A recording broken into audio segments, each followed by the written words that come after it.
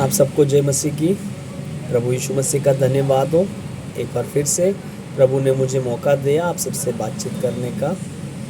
आज मैं आपसे बातचीत करना चाहता हूँ अध्याय 22 लूका की पत्री में से, और उसमें 31 और 32 अगर हम पढ़ें तो उसमें इस प्रकार से लिखा है कि जब यीशु मसीह के जस्ट पकड़वाए जाने से पहले, मतलब पकड़वाए जाने के जस्ट कुछ क्षण पहले की बात है, तो प्रभु यीशु मसीह कहता है लूका अध्याय 22 उसका 31 और 32 में कि हे शमौन, देख शैतान ने तुम लोगों को मांग लिया है कि तुम्हें गेहूं की नाई फटके। फिर प्रभु कहता है कि परंतु मैंने तेरे लिए विनती की है कि तेरा विश्वास जाता न रहे। हालेलुया। तो इसमें मैं आपको समझाना ये चाहता हूँ, जैसा मैं समझा हूँ, प्रभु यीशु मसीह को सब पता है, हम सब जानते हैं, क्योंकि वो भविष्य का भी प्रभु है, उससे कुछ भी बात छिपी नहीं है। इसीलिए प्रभु यीशु मसीह ने मत्ती 20 के बाद जो भी अध्याय है उसके कुछ जगहों पर प्रभु ने कहा कि सावधान रहो, कुछ छुपाओ मत, सब कुछ खोला जाएगा। और फिर उससे पहले भी कई जगहों पर प्रभु ने बताया है कि जो कानों कान कहते हो वो छत पर से प्रचार किया जाएगा, जो अंधेरे में बोलते हो वो उजाले में बताया जाएगा। यानी कि प्रभु कह रहा है कि जो भी आप छोटी से छोटी बात छुपाने की कोशिश कर रहे हो वो सबके सामने न्याय के दिन खोली जाएगी। तो यहाँ पर प्रभु ने शमौन से कहा कि मैंने तेरे लिए विनती की है कि तेरा विश्वास जाता न रहे, और जब तू फिरे, और फिर प्रभु ने कहा जब तू फिरे तो अपने भाइयों को स्थिर करना। हालेलुया। तो यीशु मसीह को पता था कि पतरस मेरा इनकार करने वाला है, लेकिन इसीलिए प्रभु यीशु ने पतरस से स्पेशली कहा कि पतरस मैंने तेरे लिए विनती की है कि तेरा विश्वास नहीं जाए। और सच में प्रभु यीशु स्वयं परमेश्वर का पुत्र और परमेश्वर है, उसके पास सारा अधिकार है। हालेलुया। लेकिन फिर भी वो प्रार्थना कर रहा है। उसने कहा मैंने निवेदन किया है पिता से। तो क्यों प्रभु यीशु मसीह ने निवेदन किया पतरस के लिए?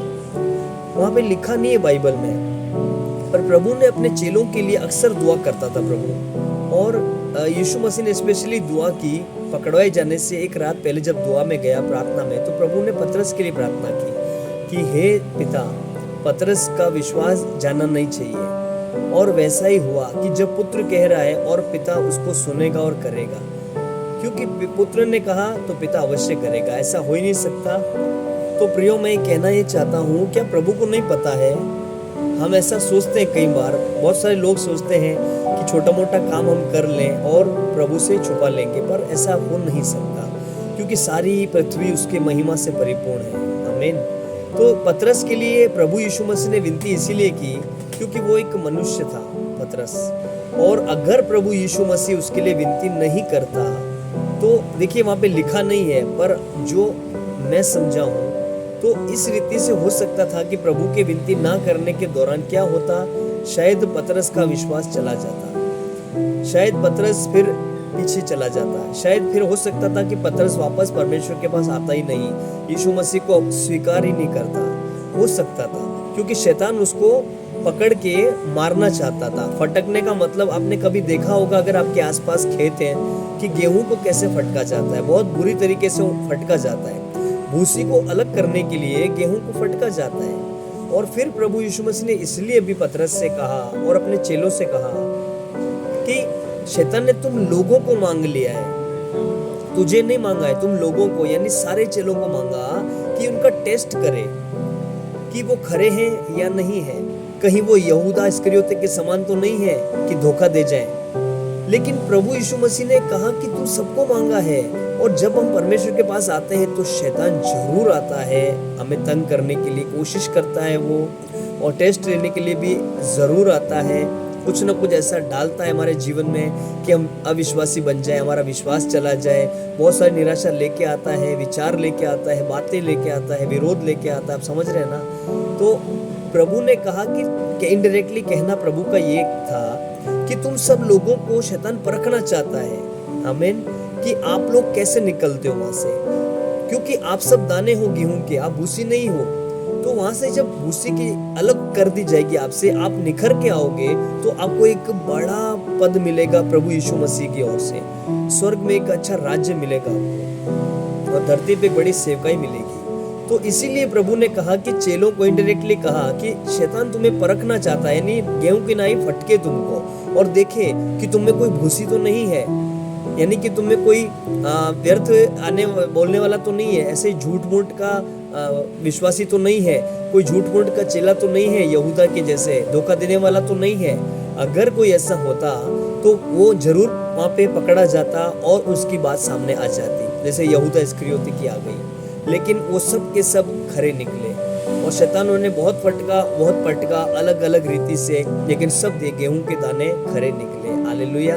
तो खुदावन ने इसीलिए कहा, अलाउ किया दुष्ट को कि तू चाहे तो टेस्ट कर ले, ये मेरे चेले कभी नहीं फिरेंगे, ये मेरी भेड़ें कभी भी मुझे छोड़कर नहीं जाएगी, बल्कि बहुत सारी हजारों भेड़ों को और लेकर आएगी।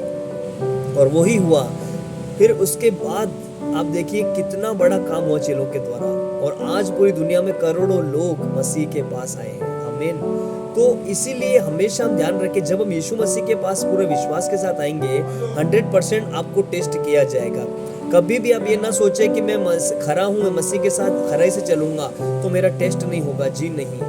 इसीलिए बाइबल में बहुत सारे पुराने नियम में बहुत सारी जगहों पर पुराने में लिखा है, खुदावंद ने स्वयं कहा है कि तुम परखे जाओगे भट्टी की आग में परखे जाओगे, भट्टी में परखे जाओगे सोने की नाई, और फिर खरे निकलोगे तो तुम्हें मुकुट दिया जाएगा। हालेलुया। नए नियम पतरस ने भी कहा है कि जो दुख की आग तुम्हारे अंदर लगी है तो उसे निराश मत हो, क्योंकि जब सोने की तरह तुम निखरोगे और निकलोगे बाहर तो तुम्हें मुकुट दिया जाएगा। हालेलुया। तो प्रभु आप सबको इन वचनों के द्वारा आशीष दे। तो इसीलिए हमें चाहिए कि हम हमेशा गेहूं के दाने बने रहें, भूसी ना बने। हालेलुया। तो प्रभु टेस्ट करेगा और शैतान टेस्ट जरूर करेगा, और खुदावंद उसको अलाउ करेगा कि आप टेस्ट किए जाओ, आप परखे जाओ कि आप विश्वास में हो या नहीं, आप चेले हो या नहीं, या केवल नाम लेके चल रहे हो। तो परमेश्वर आप सबको वो सामर्थ्य और ताकत दे, उस महिमा से भरे जो समय परीक्षा के समय आपकी सहायता करेगी। हालेलुया। प्रभु का धन्यवाद हो। और अगर आपसे कुछ भी परमेश्वर की आत्मा ने बात की उस वचन से, तो प्लीज़ आप इसे शेयर करें। और आप चाहते हैं कि लगातार परमेश्वर के वचन से मैं बात करता रहूं, तो प्लीज़ इस चैनल को सब्सक्राइब करें अगर आप चाहते हैं तो, नहीं तो प्रभु आपको आशीष दे। कोई बात नहीं, आप शेयर जरूर कीजिएगा। खुदावंद आप सबको बरकत आशीष दे।